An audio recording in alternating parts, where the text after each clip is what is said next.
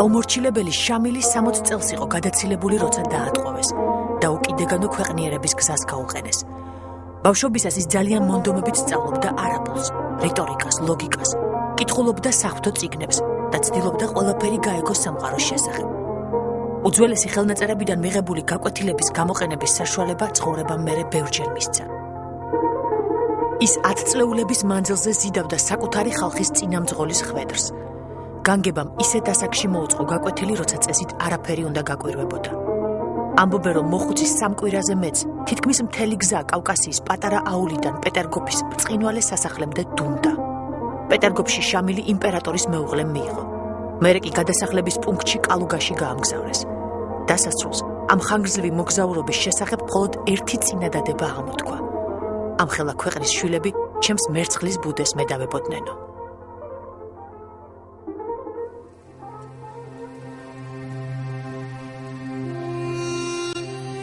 ჩეჩნებსა და დაღესტნელებს ძალიან დიდხანს ახსოვდათ, რომ მათი სულიერი მამის დატყვევება რუსებმა ქართველების დახმარებით მოახერხეს. ამ დრამატული ისტორიის ერთ-ერთ გმირს, გრიგოლ ორბელიანს, მთელი ცხოვრება ეკიდა კედელზე მოხუცი იმამის პორტრეტი და არასოდეს ფარავდა ახტაცებას მის მიმართ. 1944 წელს ერთი საუკუნის შემდეგ შამილის გზას რბილად რომ ვთქვათ, ნაკლები პატივითა და ბევრად უარეს ადგილებში მთელი მისი ხალხი გაუყენეს. ჯოჯოხეთური მოგზაურობისას 1000-ზე მეტი ჩეჩენი და დაღესტნელი დაიღუპა. შინ დაბრუნება კავკასიელებმა მხოლოდ ქართველი წარმოშობის საბჭოთა ტირანის გარდაცვალების შემდეგ შეძლეს. ამბობენ, ერთ-ერთ აულში, სადაც გადასახლებულების კარ-მიდამოზე ქართველები დაასახლეს, საოცარი რამ მოხდა. შინ დაბრუნებულ ჩეჩნებს აული ახალ მოსახლეთაგან დაცლილი დახვდათ. სამაგიეროდ ყველა ბაგაჟში იდგა მათი საქონელი. ყოველ კერაშიენთო ცეცხლი და იდგა ახალ გამომცხვარი პურის სუნი. ქართველებმა სახლები და ქონება ხელუხლებლად დაახვედრეს მათ ძველ პატრონებს. მე დავიბადე 1959 წელს ახმეტის რაიონში, სოფელ დუიში. დავიბადე ჩეჩრურ ქისტურ ოჯახში. ჩვენთა რელიგია ისლამია და ისეთ ოჯახში ვიზრდებოდი, სადაც მისდევდნენ ამ რელიგიას. სადღაც მე 6 კლასამდე ვიყავი სოფელში, მივდევდი სპორტს და გადაწყვეტეს სახში, რომ უნდა წავიყვანონ ან რაიონში, ან ქალაქში, თელავში, რომ გავაგრძელო სპორტი და მოვხვდი თელავში. მე 7 კლასში ვიყავი და იქ მოხდა შეჯიბრები, ტარდებოდა საქართველოს პირველობები. და რაღაცნაირად მოხვდი ერთ-ერთ გუნდში და დამპატიჟეს თბილისში. სპორტულ სკოლაში, გლდანში იყო ესეთი სპორტ სკოლა, სპეციალური. იქ მოხვდი სკოლაში და გავაგრძელე სწავლა და ვიზრდებოდი საერთოდ ქართული წესებით. ქართული ჯერ თავიდან ვიცოდი ქართული, მერე ვისწავლე ჩეჩნური, იმიტომ რომ ვიზრდებოდი ახმეტაში დედასთან, მამასთან ბავშვობ 7 წლამდე და მერე მოხვდი სოფელში, იქ ვისწავლე ჩეჩნური, მასწავლეს რა და ისე რომ პირველი სწავლა ენის მე ვიცოდი ქართული. სამყარო, როგორც ის საქართველოში დაბადებულმა ჩეჩენმა ბიჭმა, ხიზრიალდა მომააღიქვა, ერთი წარმავალი წამი იყო დიდ კავკასიურ ისტორიაში. ლეკები აღარ იტაცებდნენ ქართულ ბავშვებს. რუსი ჯარისკაცები იცავდნენ ჩეჩენ პიონერებს. აკრძალული იყო სულ რაღაც წლების წინ დატრიალებული ტრაგედიის შესახებ ფიქრიც კი. თვითონ არც სისხლი ყოფილა, არც ბრძოლა, არც დამარცხებები და არც გამარჯვებები. საბჭოთა ოპტიმიზმის მკაცრი ქურუმების მეთვალყურეობის ქვეშ ახალი წითელი ერი უნდა აღზრდილიყო, მაგრამ სიმართლე ყველა ქვის ქვეშ იმალებოდა. თითქოს ნიადაგი ინახავდა თითოეული დაღვრილი სისხლის წვეთის გენეტიკას.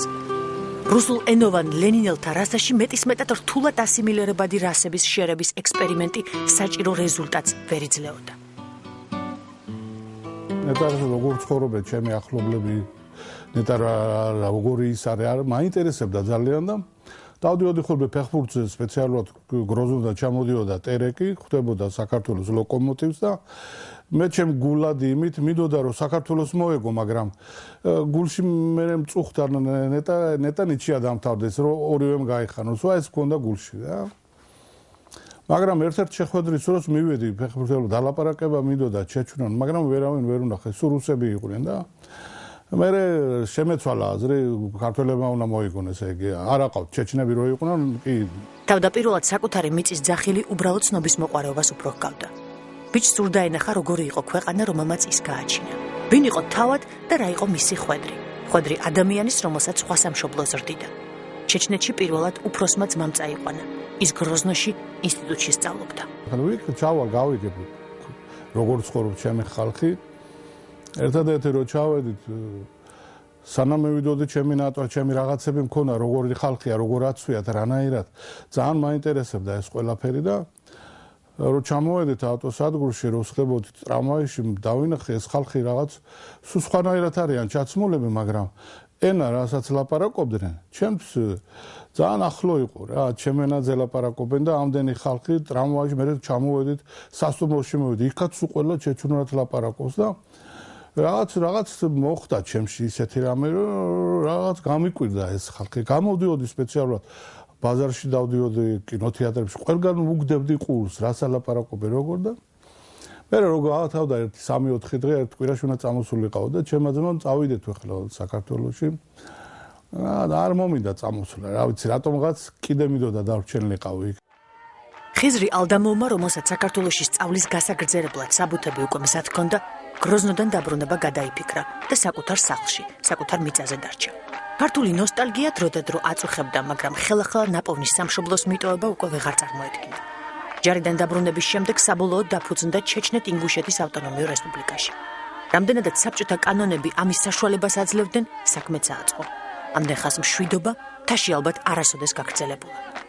დიდი სამყარო ისევ აირია და მთებში დაკარგულ პატარა აულებში ჩააღწია ახალი დროის ხმა.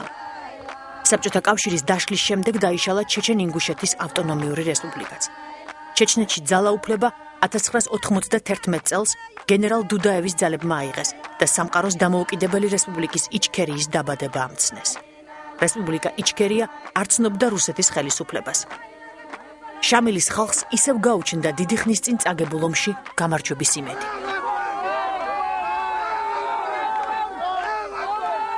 ამ დროს ჩემი ახლობელი ბიჭები მოვიდნენ ჩემთან და მთხოვეს, მე ჩემი ბიზნესი მქონდა, ჩემ ამბავში ვარ, კარგად ვარ, მაგრამ მითხეს რომ ჩამოვიყვანეთ ჩვენ ერთი გენერალი ჩეჩენი, პირველი გენერალი ჯოხარ დუდაევი და მოდი ვაპირებთ მაგის იმას, იქნება დაგვიდგე მხარში. მე ვთქარ ახლა არა მაქვს მაგის რო კაცო, ჩემი ცეხ, ჩემი რაღაც ხوار გავანებებ თავს და ამიყოლეს ამ ლაპარაკში და ერთღელ ღამის 3 საათი იყო რომ გამაღვიძეს შემა ძმაკაცებმა. ადე კი სჭირდები, შენ ჩვენ გვჭირდები კაცო, ჩვენ უნდა გამოყო ჩვენო და ამაყენეს და ჩამსვეს მანქანაში წავედით. პირველი შეხვედრა ჩემი ისეთნაირად მოხდა, რომ მოხვდით რესპუბლიკურ ცენტრში რაღაცა შეხვედრები იყო, ხალხი იწერება, მთელი ამბავია. ამ დროს მიმიყვანეს როგორც ქისტი და მე ვაცხადებ, მე მინდა შევიდე ამ თქვენს გრუპაში და ვიბრძოლო ჩეჩნეთის სახელით. პატარა აულების დიდი დრამა უკვე იწერებოდა. გროზნოს ქუჩებში რუსეთის სპეცსამსახურების მიერ მოწყობილი ამ დრამის რეპეტიციებს კრემლიდან ჟანრის ოსტატები აკვირდებოდნენ. ჩეჩნეთში კი თავისუფლებით მთვრალი დილეტანტები ცდილობდნენ მეტნაკლებად გაეკონტროლებინათ სიტუაცია. უკვე აღებული ტელევიზია ხიზრი ალდამოვს ჩააბარეს. ტელევიზიის შენობაში შედგა მისი პირველი შეხვედრა, მაშინ უკვე პრეზიდენტ ჯოხარ დუდაევთან. Сотни тысяч чеченцев, которые живут в России, должны стать сотни тысячами солдат в защиту интересов чеченской нации. И так и станет. И объявить газоват. Каждый чеченец должен быть смертником. А уязвимых мест 1000 человек достаточно, чтобы Россию перевернуть и на этом стереть в ядерной катастрофе. Рატომაც ჩემთან მოვიდა და ჩეჩურად ჩამომართო ხელი, მეც უპასუხე ჩეჩურად, მისალმემაში არ ჩანს, მაგრამ მე და კიდე სიტყვები რაღაცები რო უპასუხე, გაუკვირდა კი. აი ეს რო ლაპარაკობს, ამის ლაპარაკი ჩემთვის მისაღებიაო. ეს საიდან ახლა შენ საქართველოს ხო არ ახარ, ხო არ მეთქი და აქ როგორ მოხდა ეს და იქიდან დაიწყო დავჭით იმ ტელეარხში და ბოლოს უკვე რო გადიოდნენ ტელეარხიდან, მაგის ახრანის ბიჭები მოვარდნენ და მითხეს რომ შენ უნდა წამოხვიდე პრეზიდენტთან, უნდა წავიდე. არ იყო პრეზიდენტი, ჯერჯერობით დავდიოდით. მიმიყვანეს, დავსხეთ, ვილაპარაკეთ, ნათესავები მკითხა, სახში ვინა მყავს მკითხა, განათლება, ყველაფერზე ვილაპარაკეთ და ერთადერთი თხოვნა იყო იმისი. შენ აი როგორც პიროვნება, რა გინდა ჩვენთან? რა გაწუხებს შენ, რატომ მოხვდი ჩვენთან ერთად ამ ყველაფერში? თირავით უბრალოდ გამახსენდა ადამიანი ვარ მეც და ხედავ მე ჩემ ძმებში ვარ ჩემ ხალხთან ვარ და რაღაცა ხდება მეც მინდა მონაწილეობა მივიღო სიკვდილი იქნება მოვკვდები ცოცხალი ვიქნები იმიტომ მოვედი მე ვიხუმე და იმ დღიდან ამიყვანა როგორ მესამე საბუთი მქონდა ჩეჩენ-ინგუშეთში პირველი ხომ ის რაღაცას მისცეს მეორე და მესამე მე მომცა რომ ესე იგი რესპუბლიკაში თუ რამე იყო გატანა, შემოტანა, სულ ყველაფერი ჩამაბარა ამ ადამიანმა. მალე ხიზრი ალდამოვი დამოუკიდებელ საქართველოში გამოემგზავრა, როგორც თავისი სამშობლოს ოფიციალური წარმომადგენელი. იჩქერიის პრეზიდენტ დუდაევსა და საქართველოს პრეზიდენტ გამსახურდიას კავკასიელი ხალხის მომავალზე მსგავსი წარმოდგენა და პირველ რიგში რუსეთთან შეურიგებლობის პოლიტიკა აახლოვებდათ. ჩემი პირველი შემოსვლა რომ გამოვცით ოსეთს. აი ყველა პოსტზე სადაც კი მოვდიოდი, ყველა ხელი ქონდა აწეული და გაჩერება როგორ შეიძლება მანქანა ჩეჩნური სერით მოვდიოდი და თბილისის ხელით საწევით და მარტო ჩესტებით აი ესე შემოვედი საქართველოში და აქედან მე ტელეფონით დავკავშირი პოსტით და უთხარი რომ ძალიან კარგად გამომაცილი მიმიღეს მეთქი საქართველოში. აი ესე მოვხვდი საქართველოში. აქედან წავიღეთ მე რაც საჭირო საბაჟოსთვის ყველაფერი აქედან წავიღეთ. პრიბალტიკიდან დაგვეხმარებიან. სანამ თვითგამოცხადებული რესპუბლიკა იჩქერია თავის დამკვიდრებას ცდილობდა, მის მოკავშირეს საქართველოს ხელისუფლებას საყრდენი გამოეცალა. თბილისში განვითარებული მოვლენების შემდეგ ზვიად გამსახურდიამ თავის სომხეთში აფარა. ჯოხარ დუდაევმა მოკავშირის უსაფრთხოებაზე ზრუნვა თავის თავზე აიღო. სასომხეთში მოხდა საქართველოს პირველი პრეზიდენტი.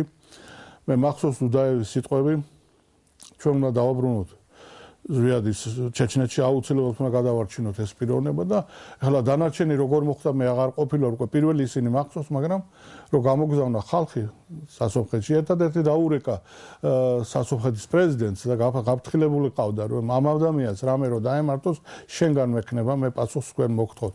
შევარდნაძის ჩამოსვლა ჩეჩნებმა საქართველოში პრორუსული კურსის დასაწყისად აღიქვეს. იმიერკავკასიაში კვლავ გაიხსენეს ძველი წყენა გიაურ ქართველებზე. როდესაც აფხაზეთში საომარი მოქმედებები დაიწყო, რუსეთის სპეცსამსახურებმა ჩეჩნეთში შესაბამისი სამუშაოები წარმატებით ჩაატარეს. ამას კი მოჰყვა ის, რომ საქართველოში კვლავ ლეკიანობა დაიწყო. აფხაზეთის ომში ჩეჩენი ბოევიკები სეპარატისტების ყველაზე აქტიურ დასაყრდენ ძალას წარმოადგენდნენ. იქ ხდნენ მოხალისეები, შულები, ილაევი, ბასაევი, ესეთი ხალხი ყველგან ხდებიან. ისინი უჩვენოდ წავიდნენ, ის არ უკითხიათ დუდაევისთვის არაფერი. მაგრამ მოხდა, იქაც ხალხი მოხდა, მაგრამ ისინი მე მიმტკიცებდნენ მაშინ, ჩვენ წავედით შევარდნაძის წინააღმდეგ. ჩვენ არ წავსულვართ ქართველიერის წინააღმდეგ, ჩვენ ნაბიჯი არ გადაგვიდგია. ჩვენ ვებრძოდით რუსეთის გამოგზავნილ შევარდნაძის ამ კაცის ამ უარგის იმას ეწინააღმდეგებით ჩვენ. მე ამას ჩამოვდიოდი საქართველოში ვეუბნებოდი, იმიტომ ამობენ ეს ხალხი ჩვენ იმიტომ ჩავედით აფხაზეთში, რომ გვებრძოლა შევარდნაძის წინააღმდეგ. აქ იყო რუსეთის ფაქტორი, რუსეთის სპეცსამსახურები მუშაობდნენ ძალიან მაგრად. შეყარეს იქ ახალგაზრდა ბიჭები ჩეჩნები, რომელმაც არიციან საქართველოში მაკაცი არ აყავთ, ნაცნობი არ აყავთ, არავინ არ აყავთ და უთხრეს რომ აი შევარდნაძე რუსეთის ყოიც, twin არის შევარდნაძე, ეს არის რუსეთის აკეთი. შევიდა და პატარა მუსულმანურ სამყაროს პატარა აფხაზებს ცემენ და შეიყვანეს იოსელიანი ესეთი ჯაბა აქეთ კიტოვანი ესეთი ხალხი შეიყვანეს და უნიშტაჟაეთ, უბივაეთ აფხაზა, აი მოყვნენ ამ ამბებში პატარა ხალხი, პატარა ჯგუფი. აი ესე მოხდა ის ხალხი იქ და ძნელია ჩემთვის ამის გახსენება, მართლა ძნელია. სიტუაცია კონტროლიდან თანდათან გამოვიდა. პირველი რაც დასავლეთმა კავკასიურ ცარცის წრეში შეიცნო, ეს იყო უზარმაზარი საფრთხე, კონფლიქტების უცნობი ზონა. ნაღმი, რომლის განიარაღება მხოლოდ რუსეთს შეეძლო. ნათქვამია ნაცნობი ჭირი გერჩინოსო. რუსეთი სრულიად თავისუფლად მანევრირებდა ტერიტორიაზე, რომელიც დიდი ხნის წინ მიისაკუთრა.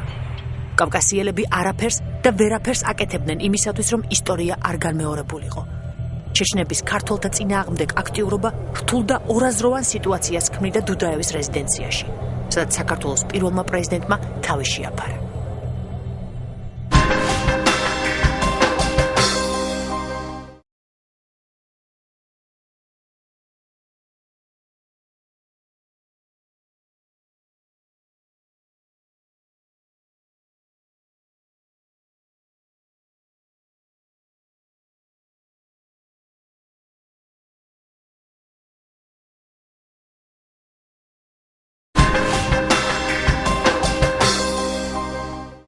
დუდაევი ამბობდა ესენი რომ მიდიან აფხაზეთში, ამათ რა უნდათ აფხაზეთში ქართველების წინააღმდეგ. ქართველები ჩვენსავით არიან. ამათი პრეზიდენტი აქაც ეს პრეზიდენტი გამოგწეული აქ არ იქნება. ეს პრეზიდენტი უნდა ჩავიდეს და თავის ქვეყანას მიხედოს. ან სხვა მოვა, ის მოვა. ჩვენ განწირულები ვართ ჩეჩნები და ქართველები. აი ის იმის სიტყვები მახსოვს დღესაც. ჩვენ მოგხვდება ყველა ძალიან. ყოველთვის იმის სიტყვებს მიმეორებ მე. ჩვენ ავტომატურად ამოჩემებული ვიყავართ ქართველები და ჩეჩნები. და ეს იყო იმის სიტყვები. ეს მოვლენა დიდი ხნით დაასვამს დახს ქართულ-ჩეჩნურ ურთიერთობებს. ამას კარგად გრძნობდა ჯოხარ დუდაევიც, რომელიც ამავდროულად ცდილობდა თავისი ახლად შექმნილი ქვეყნისათვის მეგობრები ეპოვა და დაებრუნებინა. მან დაივიწყა გამსახურდიას განდევნაც და შიშებით საქართველოს იმჟამინდელი მეთაურის ბრწყინვალე წითელი წარსულის შესახებ და ქართველებთან საერთო ენის გამონახვა სცადა. ამ საკითხთან დაკავშირებით მან 94 წლის ზაფხულში ხიზრი ალდამოვს თავისთან უხმა. მე ვუთხარ ეხლა შევარდნაძის როა და მე რო წავიდე შენი სახელით როგორ მიმიღებს ქართველიერი მე შეიძლება არც შემიშონ საქართველოს შეიძლება არც მიმიღონ კაცო მე შეიძლება მეგობარმა მიმიღოს მაგრამ ხელისუფლებაში იმაში გამიჭირდება არა უნდა წახვიდე შენ უნდა წახვიდე უნდა ეს გადაწყვეტილია უკვე უნდა წახვიდე არ გინდა დიდი დონე არაფერი არ გინდა ჩადი ადამიანის უფლებების დაცვა რაღაცებია და გადი ნელ-ნელა კონტაქტში შედი იქ პრესა იქნება იქ რაღაცა იქნება თქვი ზედმეტი ის არ გინდა ძალიან აი უბრალოდ თქვი რომ ჩეჩნებს არ უნდათ აფხაზეთში ჩასვლა არ უნდათ ეს არ არის ეს არის მოხალისეები ვიღაცების ჩადენილი და ამით ლაპარაკეთ მივედი სახში დედაჩემს უთხარ უნდა წავიდე საქართველოში შენ ახლა მიდიხარ შვილო მაგრამ იქ როგორ მიგიღებენ ხო არის იქ შევარდნაძის ხალხია შენ როგორც დუდაევის იქ ჩეჩნები ჩავიდნენ აფხაზეთში გაგიჭირდება მე არა ვარ ახლა ტყუილისხელი ალალმართალი კაცი ვარ მე ყველა სიმართლეს და მე ჩავალ და ვეტყვი სიმართლეს მე მინდა ქართველებს ვაგზნობინო რომ ჩეჩნები არ არიან მტრები ქართველების ჩეჩნები ყოველთვის იცავენ საქართველოს აი როგორ გითხრათ ბევრჯერ ყოფილა ჩეჩენთან მივსულ ვარ მე მოხუცი ხალხი გადასახლებული ხალხი მაგრამ ისინი არასდროს არ მეუნებიან არც სტალინზე, არც ბერიაზე, არც არავისზე, არც გვიშიანზე, საერთოდ არ ეხებიან, არც შამილის დატყვევაზე, სადაც ქართველები იყვნენ. არასდროს არაფერი უთქვიათ, ერთადერთი მოხუცი მეუნებოდა, შვილო, ბედნიერია ის ერი, ვისაც ყავთ ესეთი კაცი როგორც სტალინი იყო. სტალინმა 24 საათში გადაგვასახლა ეს ხალხი ახლა ვინც მოვიდა ხრუშოვს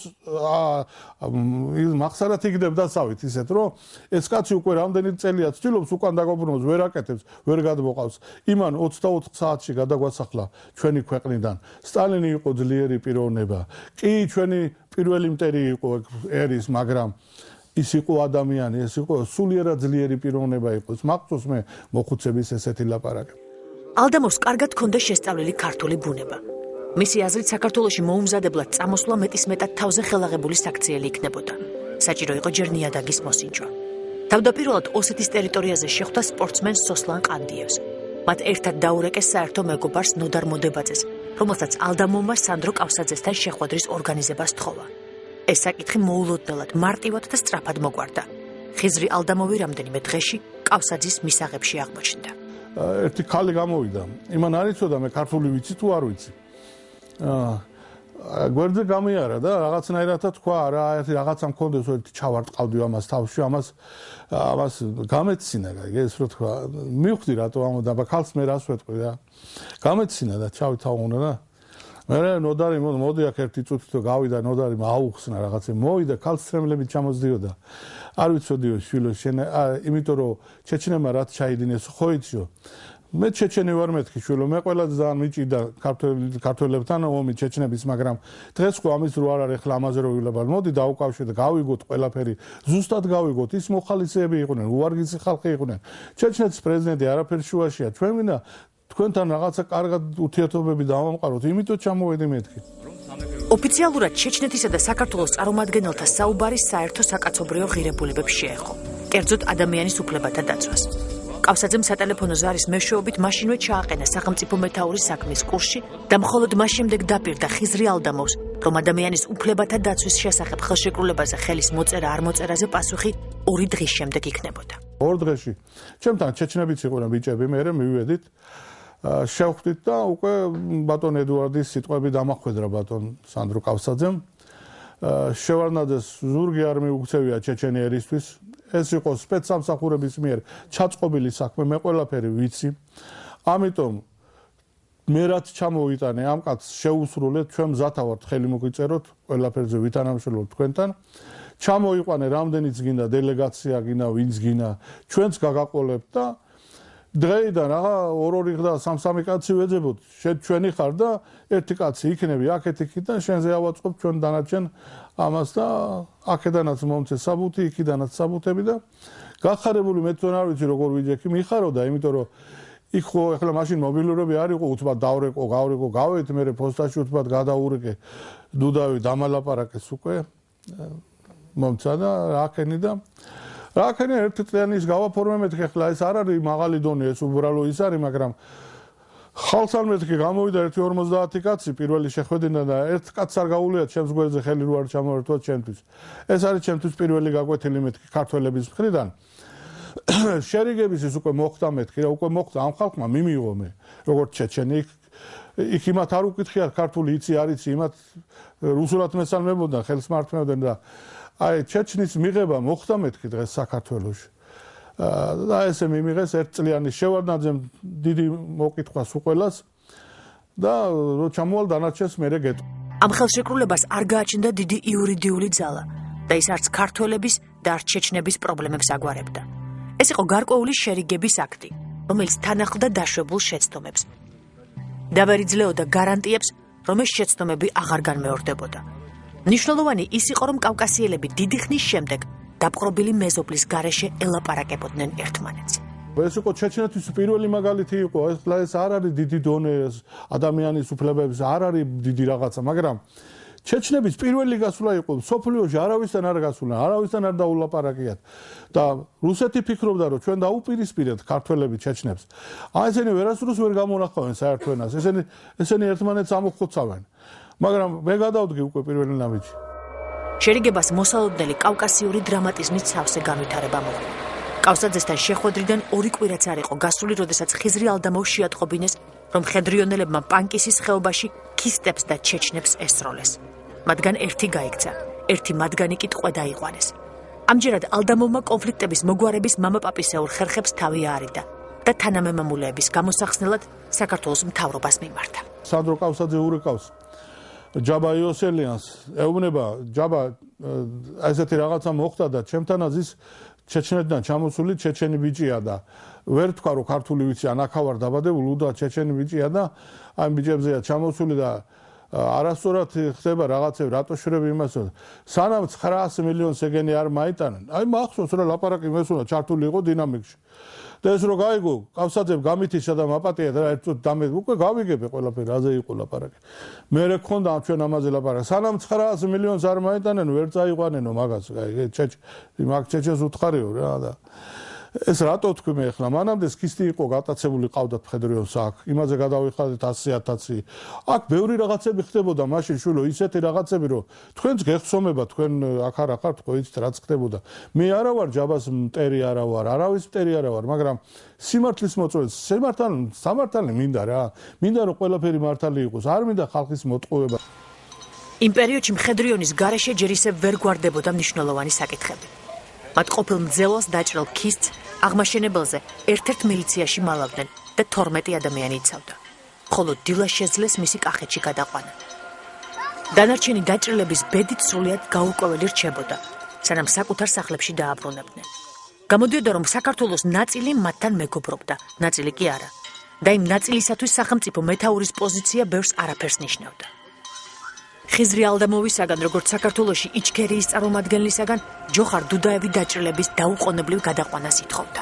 შევარდნაძეს თხოვეთ რომ მოეცა ვერტალიოტი რომ გადაგვაყანა ეს ხალხი იქიდან დუდაევი მირეკავს ელაპარაკე პრეზიდენტს ეგრე ადვილი არ არის მეთქე ერთხელ დაველაპარაკე 2 წუთი ხელი ჩამოვართვი არ მოხდა იქ ვერ ძალიან ბევრი ხალხი იყო ვერ მოასწარი ვერაფერი კაცი მიგზავნი უთხარი რომ მოგცენ ვერტალიოტი ჩვენ გადავკეტავთ თელ საზღვრებს ვერც ერთი რუსი ვერ მოვა შემოგიშვებთ აქ ბავშვები ჩამოიყვანე ხალხი გამოსულია მთელი ჩეჩნები ეძებენ თავიანთ შვილებს ყველა მიცოდა რომ დაჭრილები აქ რა მოხდა ყველაფერი იცოდნენ გაგვხსნა დუდაევმა გზა მომცეს მე ვერტალიოტი საღამოს მომცეს თელავში მით აიყვანე ჩავედი თელავში და საღამოს 6 საათია 7 საუკე ცოტა მოგვიანებულიც იყო უკვე სანამ დავტვირთეთ ესენი სოფელში ამოვიყვანეთ ეს ვერტალიოტი კრაოტები ჩავდგით ვერტალიოტში ეს დაჭრილი ხალხი ვერ წაიყვანდი და ეს ხალხი ქისტით ჩავსვის უყველა და უნდა გავფრინდე და ამ დროს ჩემი ძმაკაცი ნოდარ მოდებაძე ქართველი ბიჭი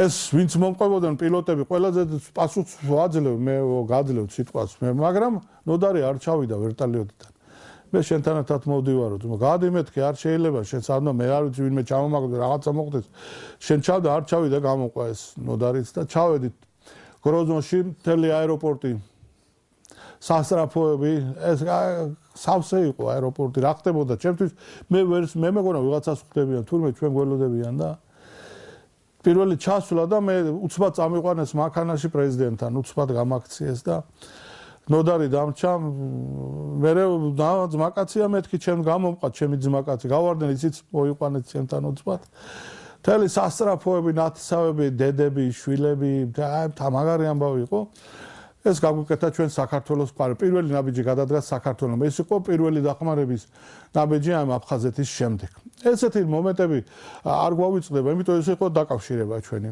პირველი საქართველოსთან 90-დან დაწყებულმა გამათავისუფლებელმა კამპანიამ თავის კულმინაციას 94 წელს მიაღწია რუსეთის მიერ რეგიონის უპრეცედენტო მილიტარიზაციამ შედეგი გამოიღო და 26 ნოემბერს ერთმანეთს დაუპირისპირდნენ პრეზიდენტ დუდაევის ხელისუფლების მომხრეები და მოწინააღმდეგეები. 29 ნოემბერს რუსეთის ფედერაციის ლიდერმა ბორის ელცინმა დუდაევის მომხრეებს ულტიმატუმი წაუყენა, რომ 48 საათში იარაღი დაეყარათ. უკვე 1 დეკემბერს გროზნოზე გამოჩნდეს სამხედრო თვითმფრინავები. სანამ გადამწყვეტი ბრძოლები დაიწყებოდა, ჯოხარ დუდაევმა საკუთარ ხალხს კითხვით მიმართა. ზად იყვნენ თუ არა ისინი რომ რუსეთთან ომში ჩაბმულიყვნენ. პასუხმა თავად გენერალიც კი გააოცა. ყველაზე ძალიან მიმიკვირდა ქალების ნახვა. მე არ ვიყავ იმდენად ზედმეტიმებში, ახლა არ ვიცოდი რა ხდებოდა იმდენად. მებრძოლი გოგოები იყვნენ, ქალები იყვნენ, ფორმა ეცვათ, იარაღი ეჭირათ, ახალგაზრდა ბავშვები, ყველა გამოვიდა, კაცი, მოხუცები, მოხუცი ხალხი ძლივს დადიოდა, იარაღი ეჭირა, შვილო.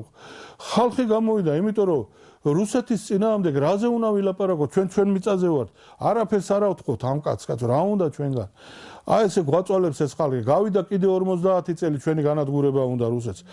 არ მიცევთ, შენ გინდა დადექი ჩვენ გვერდზე, ბატონო პრეზიდენტ, ერთი კაცი გამოვიდა, ჩვენ ვებრძვით რუსეთს. ჩვენ მიწას ვიცავთ, მე ჩემ ოჯახს ვიცავთ, ჩემ ქუჩას, ჩემს რაიონს.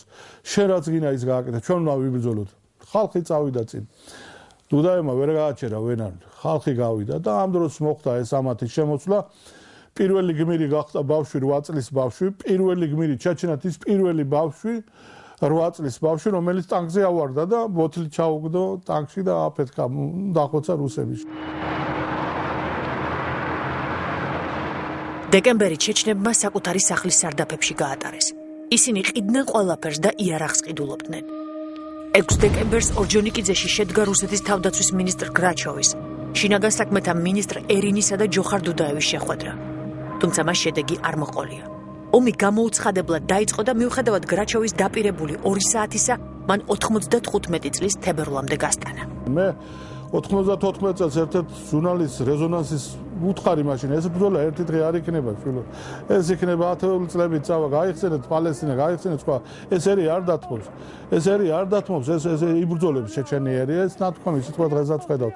1500 კაცი ჩეჩნებს ყოველთვის აყავთ. მეტი არ სჭირდება ჩეჩნებს. 1500 კაცი ყოფნის, გახვიდე გამოყო. მე იმას კი არ ვამბობ, ჯარის დაუდგე წინ და შეებრძოლო რუსისას. ეს არის მობილიზებული გრუპები, ეს არის პარტიზანული ბრძოლა. ეს ყოველთვის იქნება, სანამ ერთი ჩეჩენი იქნება ცოცხალი, რომელსაც უყვარს თავისუფლება, ის იბრძოლებს ყოველთვის. 1996 წლის 21 აპრილს რუსეთის სპეცსამსახურებმა მოახდინეს ჯოხარ დუდაევის ლიკვიდაცია. მისი მოვალეობის შემსრულებელი იანდარბიევი ელცინთან დიალოგის გამართვას შეეცადა. 31 აგვისტოს ხელი მოეწერა ცნობილ ხასაიურტის შეთანხმებას, რომელიც ზოგიერთი დასავლელი იურისტის განმარტებით ფაქტიურად იჩქერიის აღიარებას ნიშნავდა, რადგან რუსეთის ხელისუფლებამ ოფიციალურად გამოიყენა დოკუმენტში ტერმინი იჩქერიის რესპუბლიკა. ხასაიურტის შეთანხმების თანახმად რუსეთმა ჩეჩნეთის ტერიტორიიდან შეიარაღებული ძალების გაყვანა დაიწყო. ეს როგორც ჩანს რუსეთის უზარმაზარი დანაკარგებით და საგრძნობლად რთული ეკონომიკით იყო გამოწვეული. ამ დოკუმენტზე რუსეთის მხარეს წარმოადგენდა გენერალი ლებედი. ჩეჩნეთის მხარეს ასლან მასხადოვი, რომელმაც 97 წლის იანვრიდან დუდაევის პოსტი დაიკავა.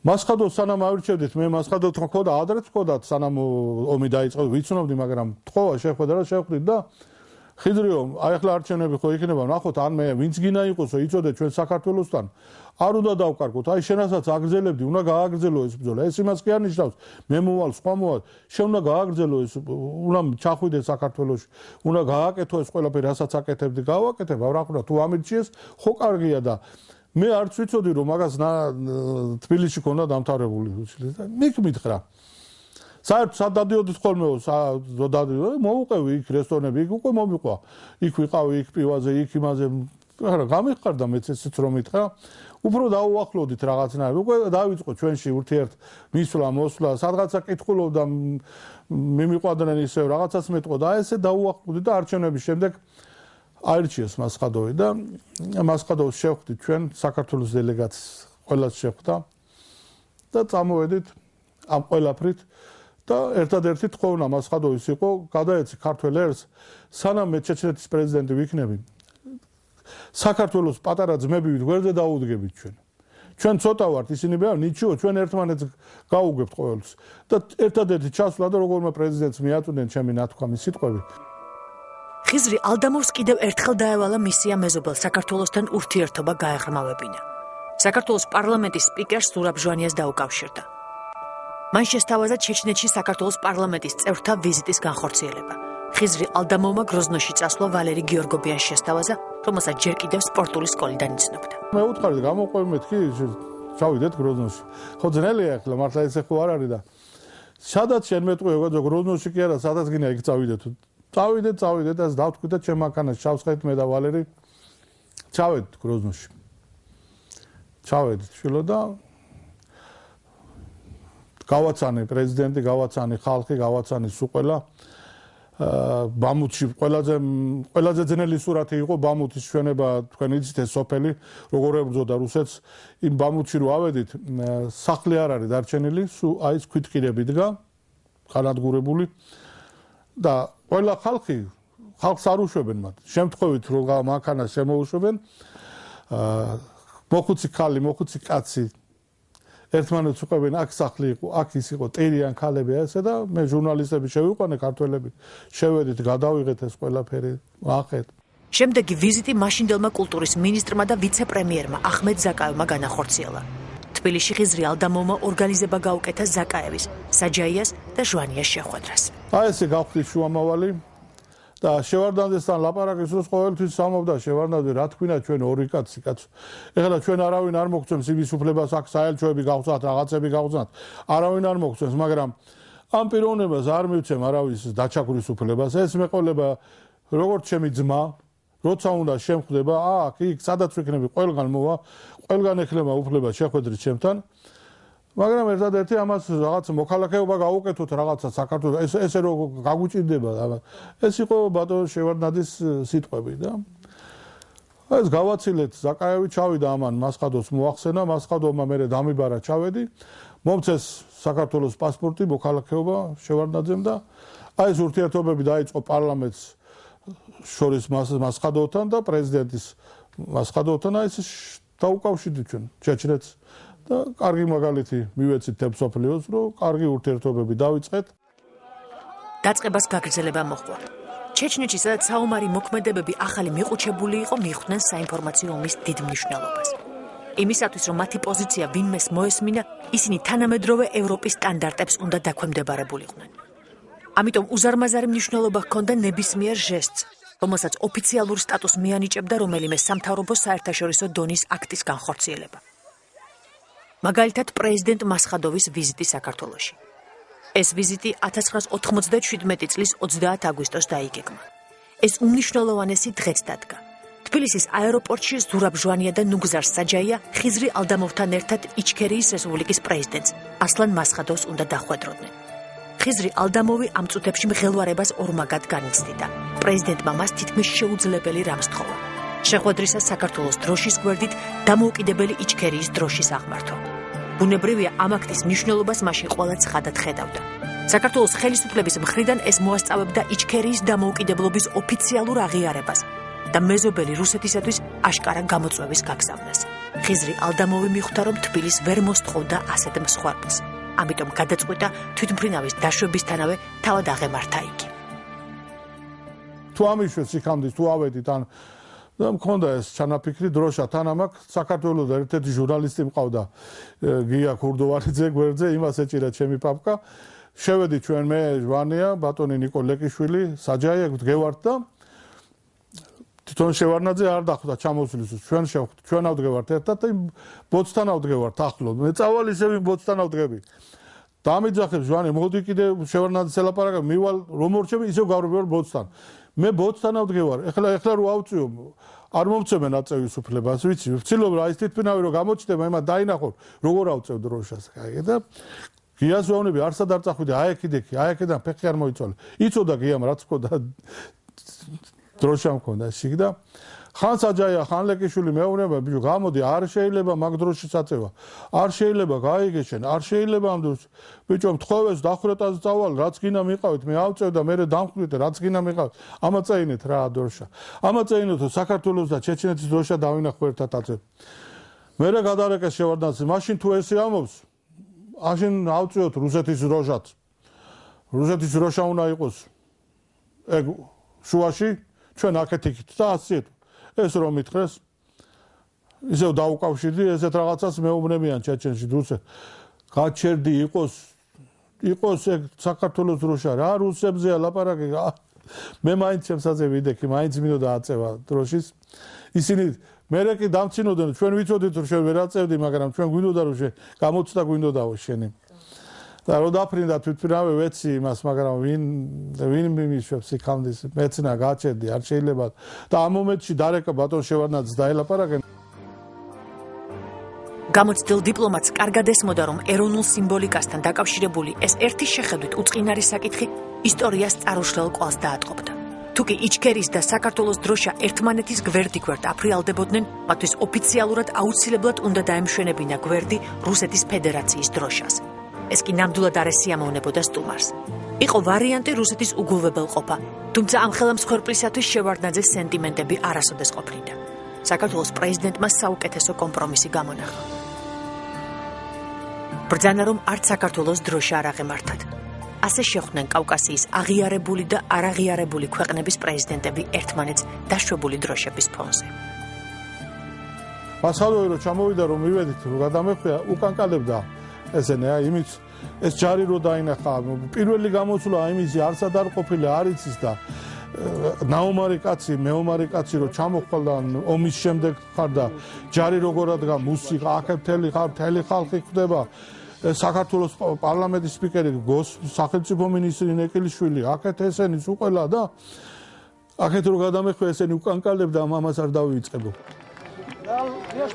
ხიზრი ალდამოვისათვის ამ ფაქტს იმაზე მეტი მნიშვნელობა ჰქონდა ვიდრე ნებისმიერი სხვა ჩეჩენისათვის. მისთვის ეს იყო ყველაზე დიდი შერიგება, რომელზეც კი შეეძლო ეოცნება. მისი ორი სამშობლო მისთვის იმ დღეს კვლავ გაერთიანდა. ბევრს შეიძლება გაუკვირდეს, მაგრამ ეს სხვა რაღაცა იყო ჩეჩნებისთვის შვილო. ეს ძალიან რაღაცა ისეთი რამე მოხდა ჩეჩნები სულ გადატრიალდა ეს ხალხი. აი როგორ გითხრა მასხადოვის აქ ჩამოყვანა რომ ჩამოიყვანი აქ შევახვედრე სააკაძის ეს კასეტები ხო ჩავიდა აჩვენებდი აქაც მიდიოდა ეს შეხვედრები ყველაფერი ჩეჩნები ხო ხდებიან რომ იქ ჩეჩნების გულის ჰქონდა ჩვენ ეს პრობლემები აფხაზეთში ეგ უკვე შამილსაც უსვამდა რატომ ჩვენ ქართველები ჩვენი ძმები არიან ჩვენ უნდა ნახე როგორ ახდებიან ჩვენს პრეზიდენტს რომელ ქვეყანაში შეხვდნენ ესე როგორც ქართველები შეხვდნენ ჩვენ არც ერთი ქვეყნის არაფერი ქართველებს დაუშავეთ მაგრამ აგე როგორ ახდებიან ჩვენ პრეზიდენტს მე მახსოვს რომ ჩავდიოდი აბა მალადეც მო კარგი რაღაცა და ეს ახლა ჩვენ ვერ ხვდებით ამას როცა ჩვენ გვიჭირს ხოლმე ახლა სადღაცა მისვლა მოსვლა აი როგორც რუსეთთან გვინდა გვიჭირს და რაღაცაც რო მივაღწევთ როგორ გვიხარია პატრიარქი ჩასვლა როგორ გაგვიხარდა აი ეს მდგომარეობა ქონდა ჩეჩნეთსაც საქართველოს მაჩვენა თელ მსოფლიოს აჩვენა როგორ მიიღეს მასხადოვი საქართველოში ისტორია რა თქმა უნდა ამ ჟანრში არ გაგრძელებულა პერიოდი სანამ რუსეთი კვლავ დაიწყებს მოძლიერებას და ამ მოძლიერებასთან ერთად მას რა თქმა უნდა გაუათმაგდება იმპერიული ამბიციები იჩქერიის ცხოვრებაში ხანმოკლე ლამაზი სიზმარივით გადის ახალი ანტიჩეჩნური კამპანიის წარმოება ხელისუფლებაში ახალი სტილის ლიდერის ვლადიმერ პუტინის მოსვლას ემთხვევა ის მზად არის საბჭოთა კავშირის დაშლის შემდეგ დაშვებული ყველა შეცდომა გამოასწოროს. იწყება მეორე ომი ჩეჩნეთში, რომელიც როგორც ამბობენ, ჯერაც არ დასრულებულა. რუსული სპეცსამსახურები უსწორდებიან ყველას, ვისაც არ შეუძლია იჩქერიაზე ოცნება დათმოს. ანადგურებენ ყველა ლიდერს. ასლან მასხადოვი 2005 წელს შორეული ნათესავის სახლის ქვეშ განთავსებულ ბუნკერში მოკლეს. მოკლეს იანდარბიევიც და სადულაევიც. მოსახლეობის დიდი ნაწილი ლტოლვილი გახდა, დიდი ნაწილი სრულად განადგურდა. საქართველო იყო ქვეყანა, რომელმაც ჩეჩნეთიდან ლტოლვილები ბევრი კითხვების გარეშე მიიღო. პანკისის ხეობა კი, სადაც ეს ადამიანები დასახლდნენ, მუდმივი ნაღმი გახდა რუსეთისათვის საქართველოს წინააღმდეგ. ქართულ საინფორმაციო გამოშვებებში ეს ხეობა ხშირად გატაცებული ადამიანების ან ნარკოტიკების გამსაღებლების წყალობით ხდებოდა. ხიზრი ალდამოვს მასში ხშირად აწუხებდა საქართველოს მთავრობა და დახმარებას თხოვდა. პანკისი დიდი ხნის განმავლობაში რჩებოდა კუნძულად, სადაც დანარჩენი სამყაროსათვის ნაცნობი არც ერთი კანონი არ მოქმედებს გარდა კავკასიურისა. ჩვენს მეზობლობაზე და მეგობრობაზე ყოველთვის ახდენდა გავლენას ძლიერი მეზობელი, რომელიც არჩევანს ხშირად არ გვეტოვებდა. იმათთვის ქართველი ჩეჩენი ერთი და იგივეა. ეს გამოჩნდა, ბოლოს რაც მოხდა, ხო ნახეთ. ბევრს გონია ეხლა ეს რო არ მოხდარიყო სხვანაირად არაფერიც არ იქნებოდა. ამდენი ხანია წაგვართვეს აფხაზეთი, წაგვართვეს სამაჩაბლო, წაგვართვეს ყველაფერს ვართვენ, ყველაფერს რაღაცას გვემუქრებიან. მე არ ვამბობ ომით და ბრძოლით, მშვიდობიანი გზით, ძმაო. მშვიდობიანად გადავწყვიტოთ ყველაფერი. არ გვინდა ჩვენ ავტომატი სრულა, არაფერი არ გვინდა. საქართველოს ესეთი პიროვნება ყავს, ესეთი პიროვნება ყავს, ესეთი სახელოვანი ილია მეორე, ესეთი წინამძღვარი, ესეთი ადამიანი. მე ამას რამდენი ხანია ვამბობ, ამ პიროვნების იმუშაოს, ამ პიროვნებმა ნელ-ნელა იმუშაოს, ხალხის საჭიროა ხალხი შეხვდეს ერთმანეთს. ხალხმა უნდა ილაპარაკოს, სახალხო დიპლომატიამ უნდა იმუშაოს. აქ არ შეიძლება ორი პრეზიდენტი ერთმანეთს ესვრის, ხალხმა რა ქნას. ცოდოა ეს ხალხი. კი, გვინდა დაბრუნება, გვინდა სამაჩაბლოც, გვინდა აფხაზეთიც გვინდა, მაგრამ მეც მინდა დღეს ჩეჩნეთი დავიბრუნო. მეც ვიბრძვით, ბევრს გონია, მეც ვიბრძვით დღეს ჩეჩნეთში. მაგრამ მე არ მინდა, რომ ქართველმა ერმა ნახოს ის, რაც მე ვნახე ჩეჩნეთში, რაზაც მე ვხედავ. მე დავკარგე ჩემი ძმაკაცები, ჩემი მეგობრები, ნათესავები, ჩემი ახლობლები, ჩემი სულ ყველა დავკარგე, შვილო, ეს ძნელია თქმა. ბავშვები, ვისაც ვიცნობდი, აღარ არიან ის ბავშვები, დაიხუცრა. 35,000 ბავშვია ჩეჩნეთის დაკარგული. ძველი ჩეჩნური ლეგენდა მოგვითხრობს მგელზე, რომელიც ქარიშხალსა და გრიგალში, ხვაცა და ყინვაში, მაშინ როდესაც ყველა სხვა ცხოველი თავს შესაფარს ეძებდა, თავის მიწაზე დარჩა, დასისხლიანებული და გაწვალტყავებული. მგელს სხვა სამშობლო არ ჰქონდაო. ასე სრულდება ეს ამბავი, რომლის მოყოლაც განსაკუთრებულად უყვართ ჩეჩნებს. როდესაც რუსეთის ფედერაციის რუკას უყურებ, ოცნება იდეალურ თავისუფალ კავკასიაზე ლამის ზეციური იერუსალიმივით, ეფემერული და სრულიად არარეალური გეჩვენება. თუმცა ფაქტია, რომ ამოცნებას არაერთი ადამიანის სიცოცხლე შეეწირა და დღესაც ეწირება. სანამ არ იქნება გამარჯვება, ყოველთვის გამოჩნდებიან ისეთები, ვინც ამ მსხვერპლს დაარქმევს უაზროს. იქნებიან ისინიც, ვინც გარკვეულ კანონზომიერებას დაინახავს. და ძალიან მცირე ისეთებიც, ვინც დაიჯერებს, რომ ასე კავკასიის ხალხი ნელ-ნელა ერთად ცხოვრებას სწავლობს.